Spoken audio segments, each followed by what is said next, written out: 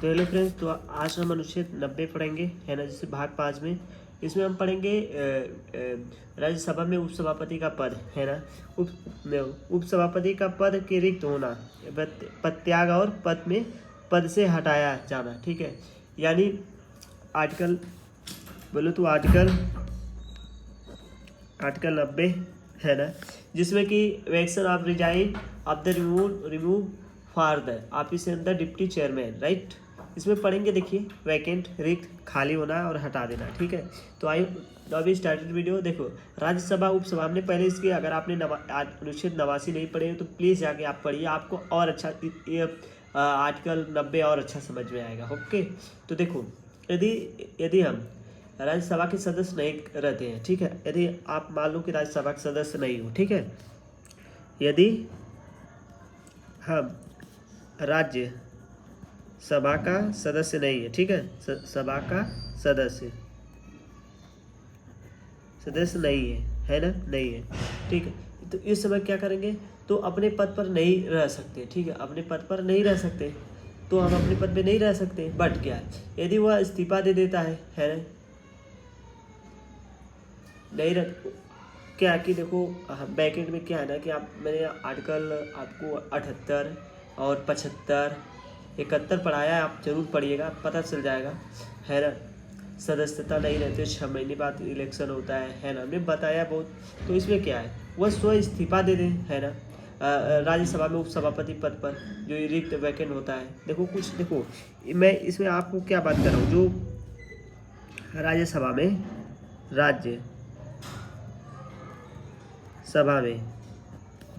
उपराष्ट्रपति, है ना, उपसभापति है ना, उपसभापति है ना, का पद रिक्त, ठीक है, तब वैकेंट होता है, तो है ना, जिसे वो राज्यसभा का सदस्य नहीं है, ठीक है, पहला, है ना, वैकेंट खाली हो सकता है। दूसरा, वह स्व इस्तीफा दे देता है, और दूसरा है वो, देखो, इस्तीफा देने के बाद क्या करेगा, है वो अपना त्यागपत्र रिजाइन राज्यसभा के सभापति चेयरमैन को सौंप देता है, ठीक है। यदि वो सदन का द्वारा उन्होंने पद से हटाया दिया जाए, अगर वो सदन के द्वारा पद से हटा दिया जाए, तो उन रिक्त पद, लेकिन वह निष्कासन ये निकलता है, रिमूव मोशन ये होता है कि वह दोबारा तब तक नहीं लाया जा सकता जब तक कि वह कम से कम 14 दिन वह पूर्व नोटिस नहीं दिया जाए।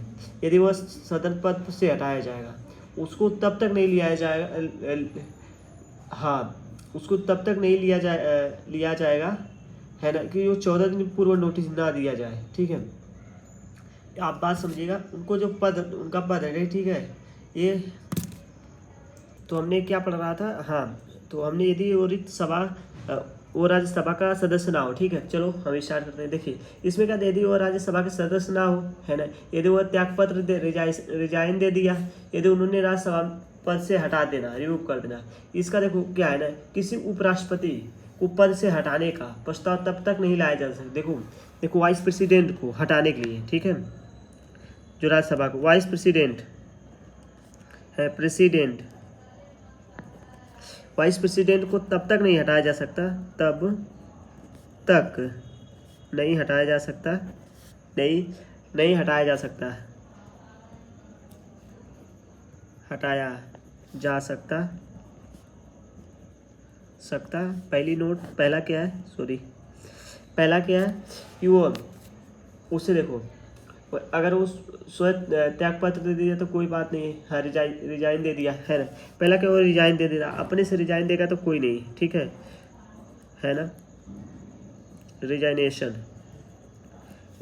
दे दिया, और है ना, तो कोई दिक्कत नहीं, अगर उसे तब तक नहीं हटाया जा सकता, पहले 14 दिन को, ठीक है, 14 दिन का नोटिस देना होगा, नोटिस, है ना, नोटिस सूचित करना होगा, 14 दिन का नोटिस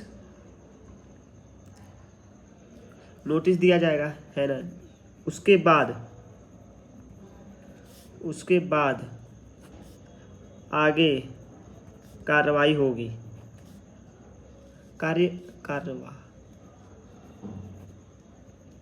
कार्यवाही होगी, ठीक है, कार्रवाई में लिख दे रहा हूँ, कार्यवाही होगी, ठीक है, कार्यवाही होगी आगे की, तब कार्रवाई होगी, ठीक है। देखिए उसमें क्या है, सदन को जो सदन में जो सदन को 14 दिन को है ना, सदन लिख दे रहा हूँ, सदन को 14 दिन को नोटिस, 14 दिन का नोटिस दिया उसके बाद, ठीक है, देने उसके बाद, ठीक। तो मैं थोड़ा इसमें अलग वर्ड लिख दिया हूँ, सॉरी, एक्सप्लेन कर दे रहा हूँ। देखो कम से कम सदन को 14 दिन का डे का नोटिस ना दिया गया हो तो, ठीक है, यदि उपराष्ट्रपति पद से हटाने का प्रस्ताव तब तक नहीं लाया जा सकता जब तक कि 14, पहले हमें प्रस्ताव लाने से पहले हमें 14 दिन को उनको नोटिस दिया जाएगा, फिर इसके बाद हम प्रस्ताव लाएंगे, तब उपराष्ट्रपति को हटाया जाएगा, ठीक है। बात करूँ थोड़ा विस्तृत में, डिटेल्स में मैं बात करूँ, सदस्य समाप्त होने पर पद रिक्त, ठीक है। बाय द वे राष्ट्रपति ने रिजाइन दे दिया तो क्या सदस्यता समाप्त हो गई, तो उस केस में हमें क्या करना पड़ेगा, ठीक है। तब राज्यसभा का उपसभापति उसी सदन में सदस्य होता है, तो जो राज्यसभा का उपसभापति है ना, स्वयं उसी सदन का सदस्य होता है वो, ठीक है। तब उस सदस्यता उसकी समाप्त हो जाती है, तो वो क्या उपसभापति का सदस्यता उसमें से समाप्त हो जाएगी सदन में से। फिर उसके बाद उदाहरण में कार्यकाल पूरा होना, अयोग्य, इस्तीफा या मृत्यु, ठीक है, वो उपसभापति का पद स्वयं छोड़ देता है, ठीक है। अगर इन केस में आता है कि कभी कभी उपराष्ट्रपति भी हट जाता है, वो भी छोड़ देता है, उसका जैसे कार्यकाल पूरा हो जाना, अयोग्य होना, इस्तीफा दे देना या मृत्यु हो जाना, तो उस समय हम क्या करेंगे, उस समय हमें उपसभापति का कार्यकाल 6 वर्ष का होता है, उनका राज्यसभा सदस्य 6 वर्ष का समाप्त होता है, बस उसी दिन उपसभापति के पद से मुक्त हो जाता है ना। अगर जो 6 वर्ष का होता है, इतनी याद करना, उपसभापति का कार्यकाल है ना, उपसभापति का कार्यकाल 6 वर्ष का होता है, 6 वर्ष का होता है, ठीक है, 6 वर्ष का होता है ना, याद रखना, ठीक। और इसमें त्यागपत्र रिजाइन, देखो त्यागपत्र है ना, देखो त्यागपत्र उपसभापति किसको देते हैं, त्याग पत्र देना, ठीक है, त्याग पत्र देना, और एक तो रिजाइन लिख दे रहा हूँ, रिजाइनेशन, त्यागपत्र देना, रिजाइन। देखो उपसभापति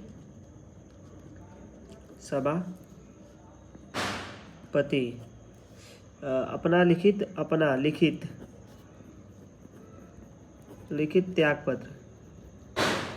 त्यागपत्र, बस त्याग लिखूँ, त्यागपत्र सभापति को देते हैं, सभापति यानी चेयरमैन को देते हैं, ठीक है, चेयरमैन को देते हैं। सभापति उस त्यागपत्र को स्वीकार करते हैं, फिर उसके बाद वह पद रिक्त हो जाता है। जब वो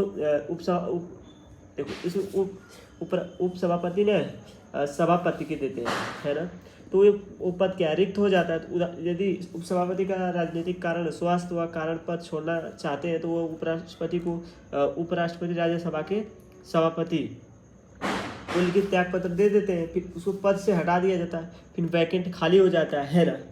तो कुछ और देखेंगे थोड़ा सा, देखिए इसमें राज्यसभा उपसभापति को पद से हटा सकती है। देखो राज्यसभा देखो जो राज्यसभा अपने उपसभापति को पद से हटा सकती है, परंतु ऐसा करने के लिए उसे संवैधानिक शर्त है। कुछ देखो आज किसी को हटाना है तो कुछ तो रूल होगा ही ना, तो उसमें कुछ संवैधानिक शर्त है। चलो इतने, तो उसमें क्या, पहले हटाने का प्रस्ताव केवल राज्यसभा लाया जा सकता है ना। देखो उपसभापति को हटाने के लिए केवल प्रस्ताव राज्यसभा से ही लाया जा सकता है और लोकसभा नहीं ला सकता। इसके लिए अगर ये पूछ रहे तो गलत है।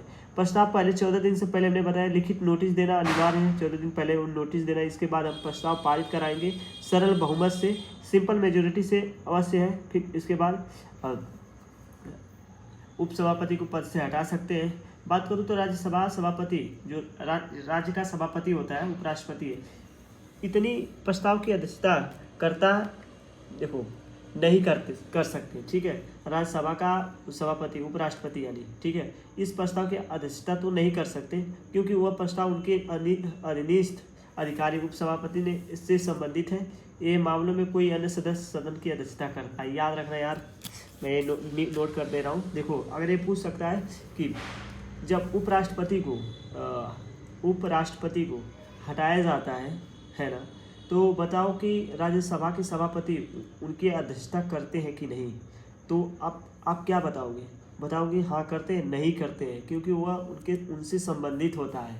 जैसे कि आप तुम्हारे घर में तुम्हारा भाई है, ठीक है, अब कोई गांव में गलती करके आया है, तुम उसको गलत बोलोगे, पर अगर बोल दोगे कोई नहीं, ठीक है, तुम्हारा दोस्त है, ठीक है, अब तुम्हारा दोस्त है, अब किसी दोस्त से झगड़ा हो गया है, ठीक है, तो क्या है कि तुम उसको तुम्हारा साथ है ना, तो तुम उसे गलत नहीं बोलोगे, ठीक है, तुम उसका पक्ष जरूर लगे। इसी तरह जो उपसभापति है, राज्यसभा का सभापति, उपराष्ट्रपति उपसभापति का से संबंधित है, तो वो इनके अगेंस्ट वह अधीनस्था अधिकार नहीं करेंगे। वह प्रस्ताव तो उनके अधीनस्था है, तो वह उसकी अध्यक्षता वो नहीं करेंगे। इस मामले में कोई अन्य सदस्य अध्यक्षता करता है, ठीक है।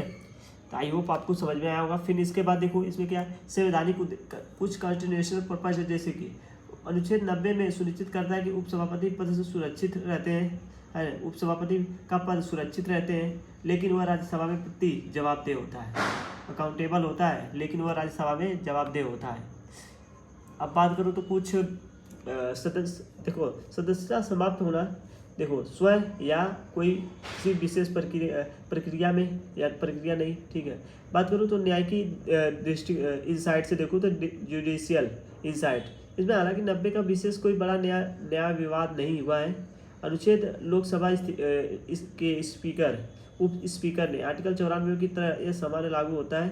आप आई होप आपको समझ में आया होगा। फिर थोड़ा सा मैं इसका निष्कर्ष बता दूं तो 90 में सुनिश्चित कराता है कि उपसभापति का समंजक और स्थिर हो, और परंतु यह अस्य होना चाहिए कि संवैधानिक प्रक्रिया तक हटाया जा सके, जवाबदेही पारदर्शी और संस्थागत मर्यादा में रहे, ठीक। आई होप आपको समझ में।